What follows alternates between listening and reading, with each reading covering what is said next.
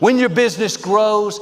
that's going to delay what God is going to do. When Joel Osteen first began speaking to millions, his voice carried reassurance more than urgency, offering comfort to people who felt worn down by life rather than challenged by doctrine, and that approach became the foundation of his appeal, as audiences across the world connected with a message that promised hope, encouragement, and the possibility of a better tomorrow, delivered by a pastor who smiled easily and spoke in plain language,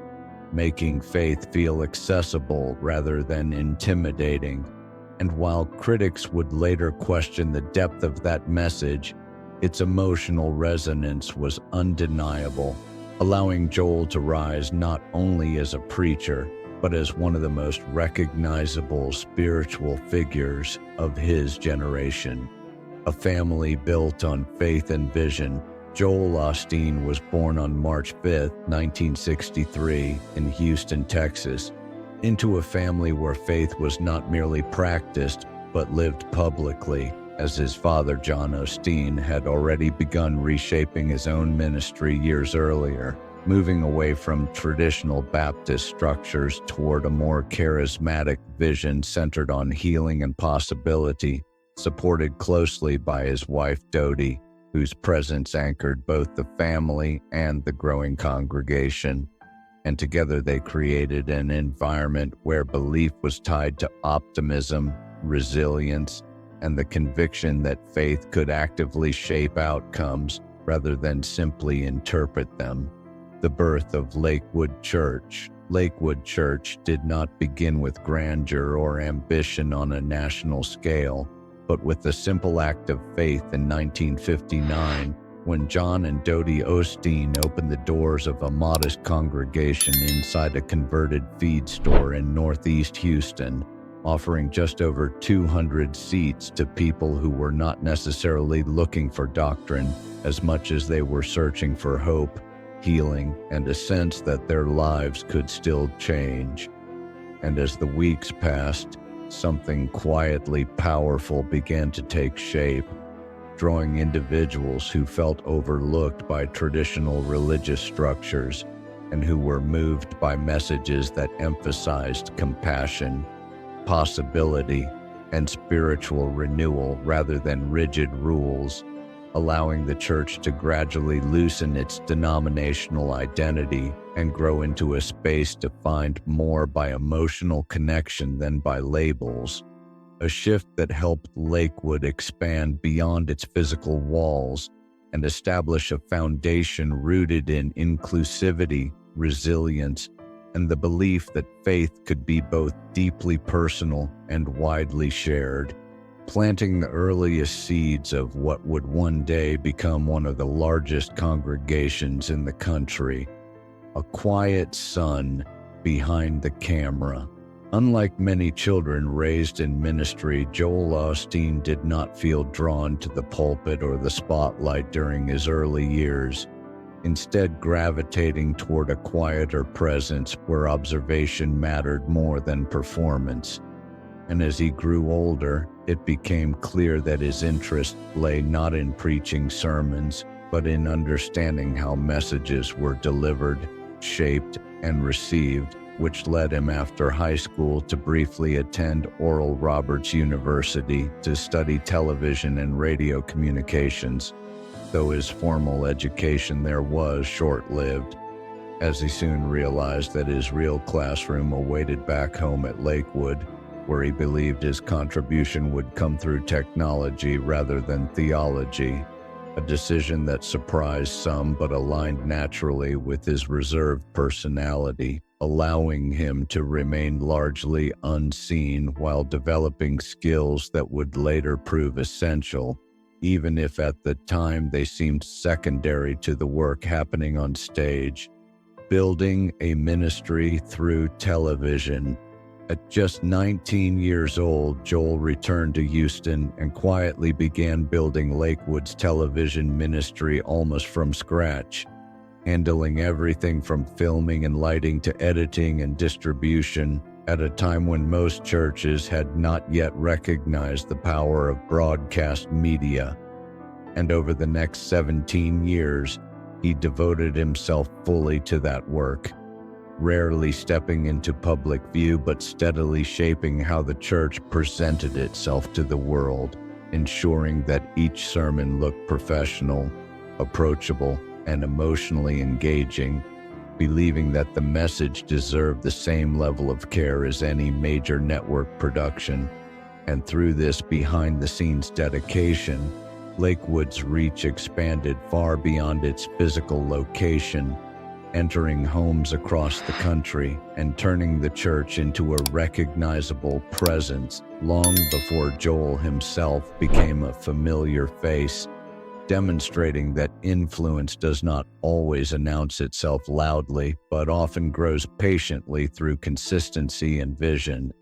Learning without the pulpit. Long before Joel Osteen ever stepped into a role of visible leadership, he was learning quietly in a way that felt almost incidental at the time, spending years behind the camera editing sermons, adjusting sound levels, and watching his father speak to thousands with a calm assurance that came from deep familiarity with his audience. And through that repetition, Joel began to absorb lessons he never consciously sought, noticing how pauses mattered as much as words,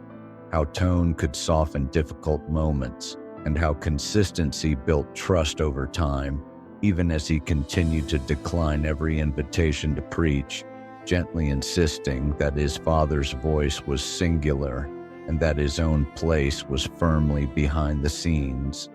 Yet in that steady refusal, something meaningful was forming, as he internalized not only the mechanics of communication, but the emotional weight of speaking into people's lives, learning that sermons were not performances but moments of connection shaped by empathy, responsibility, and restraint. And this kind of preparation did not look like ambition or strategy, but more like proximity and attentiveness,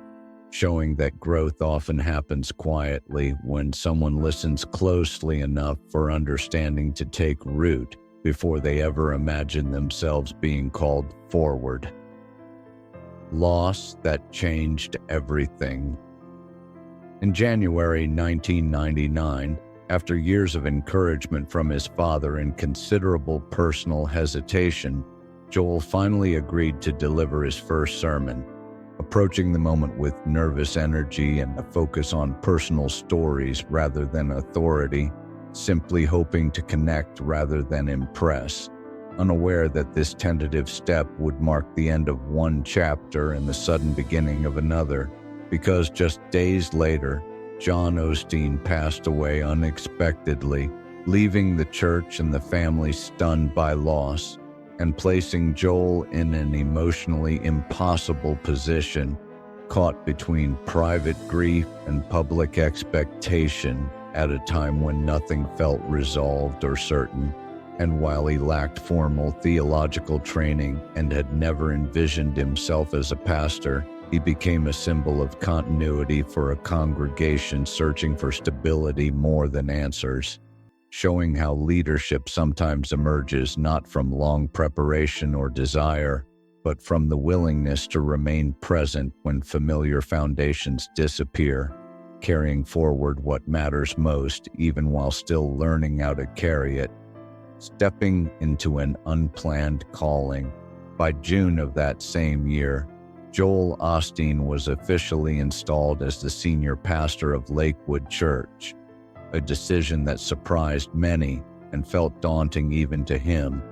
Yet over time, it began to reshape the ministry in ways that reflected his natural temperament, as his conversational delivery, gentle humor, and emphasis on encouragement created services that felt less formal and more relational, inviting people into a shared experience rather than instructing them from a distance.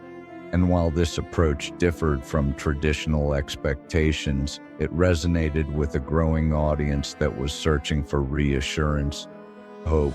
and emotional grounding during a period of rapid cultural change. And rather than forcing reinvention, Joel leaned into what felt authentic, allowing his style to emerge organically, and as attendance steadily increased beyond the capacity of the original sanctuary, it became clear that something new was taking root, not through spectacle or urgency, but through alignment between a leader's natural voice and the unspoken needs of the people listening, marking the beginning of a chapter defined by accessibility, consistency, and emotional connection rather than doctrine alone. Growth beyond expectations. As Lakewood Church continued to expand through the late 1990s and early 2000s, its growth began to exceed even the most optimistic projections, and Joel leaned more intentionally into the tools he understood best, expanding television outreach, refining messaging, and embracing the idea that faith could extend beyond physical gatherings into living rooms and daily routines, reaching people who might never attend a traditional service. And as weekly attendance climbed into the tens of thousands, Lakewood shifted from a large local congregation into a national presence, blending spirituality, encouragement, and modern communication in a way that felt approachable and familiar, creating space for belief to coexist with everyday life rather than stand apart from it.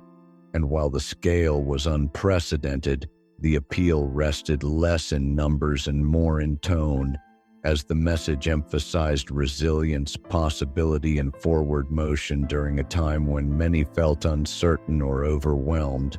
illustrating how growth, when rooted in emotional clarity rather than urgency, can unfold steadily and reshape an institution without losing the sense of connection that first allowed people to listen.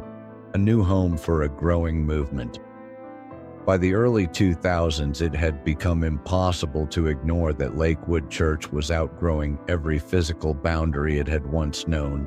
with weekly services overflowing and infrastructure stretched to its limits, leading leadership to consider options that would have seemed unimaginable just a decade earlier.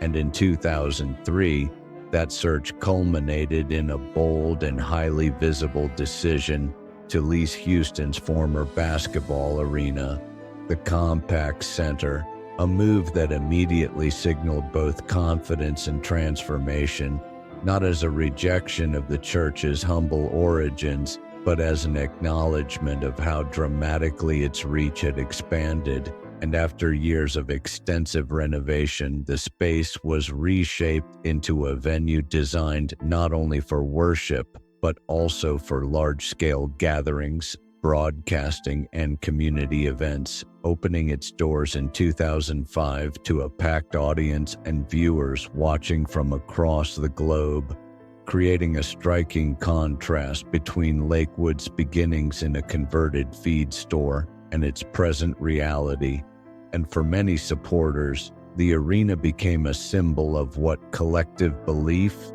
organization, and vision could accomplish when aligned over time, while for others it prompted thoughtful reflection about how faith changes as it grows, raising questions about intimacy, scale, and whether spiritual connection can remain personal within such vast spaces, a tension that would continue to shape public conversations about Lakewood and what it represented in an era of expanding religious institutions. A message that defined an era. As Lakewood's physical presence grew, so too did the visibility of Joel Osteen's distinctive message, one that stood apart from many traditional preaching styles by focusing less on correction or warning and more on encouragement, gratitude, and the belief that forward movement was possible even after disappointment or failure. And for countless listeners, this approach felt deeply affirming, offering relief from narratives centered on fear, shame, or inadequacy, and instead presenting faith as a source of strength that could coexist with everyday struggles. resonating not only with longtime churchgoers but also with people who had previously felt disconnected from religious spaces. Yet this same tone sparked ongoing discussion among critics who believed that certain theological complexities were being simplified or left unspoken, creating a divide between those who experienced the sermons as empowering and those who felt something essential was missing. And over time, this contrast became part of Lakewood's public identity, illustrating how the same words can carry different meaning depending on personal background, expectation, and need, and how a message rooted in encouragement can simultaneously uplift millions while inviting deeper reflection about the balance between comfort, challenge, and tradition in modern expressions of faith. Books, branding, and global reach. The release of Your Best Life, now in 2004, marked a significant shift in both Joel Osteen's visibility and Lakewood Church's cultural footprint, as the book quickly reached audiences far beyond the church's existing community, selling millions of copies and remaining on bestseller lists for years. And in doing so, it carried Joel's voice into mainstream spaces such as bookstores, television interviews, and homes where religious programming might never have been sought out, positioning him as a motivational figure whose message crossed traditional boundaries between ministry and self-development. And as additional books, speaking engagements, and media appearances followed, Lakewood's reach expanded across countries and platforms, reinforcing the idea that encouragement could be delivered through many formats beyond the pulpit, while also introducing new conversations about visibility, influence, and the role of branding in contemporary faith leadership. And rather than existing in isolation, these developments reflected a broader cultural moment in which messages of hope, resilience, and personal growth were increasingly shared through media-driven channels, prompting both admiration and scrutiny as observers considered how spiritual ideas evolve when they enter global marketplaces of attention, wealth, and the questions it raised. With increased reach and visibility came heightened public curiosity about finances, as Lakewood Church's substantial annual budget and operational scale drew attention from both supporters and critics. And while the church consistently emphasized that its primary mission centered on spreading hope through services, broadcasts, and global outreach, some observers questioned how resources were allocated, particularly in relation to traditional charitable efforts versus media and infrastructure costs. And these discussions were rarely simple or one-sided, reflecting broader cultural debates about how large organizations, religious or otherwise, define impact and responsibility, whether through direct aid, emotional support, community building, or the reach of their message. And rather than offering clear conclusions, the conversation highlighted the complexities that arise when faith communities operate at a scale that blends spirituality, organization, and public visibility, raising important considerations about transparency, priorities, and how service is understood in a modern context where influence itself can be viewed as a form of contribution, and where expectations continue to evolve alongside the institutions that shape public life. A marriage under the spotlight. At the center of Lakewood's public life stood the partnership between Joel and Victoria Osteen, a relationship that began long before national attention entered their lives and gradually evolved into a visible collaboration as Victoria moved from background roles into leadership, launching ministries of her own and becoming a prominent voice within the church. and together they navigated admiration and scrutiny, balancing shared faith with the pressures that come from constant visibility. And while their marriage was often viewed through the lens of public expectation, it also reflected the challenge of maintaining personal connection within an environment that rarely pauses, illustrating how partnership can serve as both support system and shared responsibility when faith, family, and public life intersect. Children raised in visibility. Jonathan and Alexandra Osteen grew up in an environment shaped by cameras, crowds, and constant attention. Yet rather than simply inheriting influence, each gradually found individual ways to contribute, particularly through music and youth engagement, bringing creativity and energy into Lakewood's worship culture. And their involvement reinforced a sense of generational continuity, while also highlighting the complexities of growing up within an institution that never truly turns off,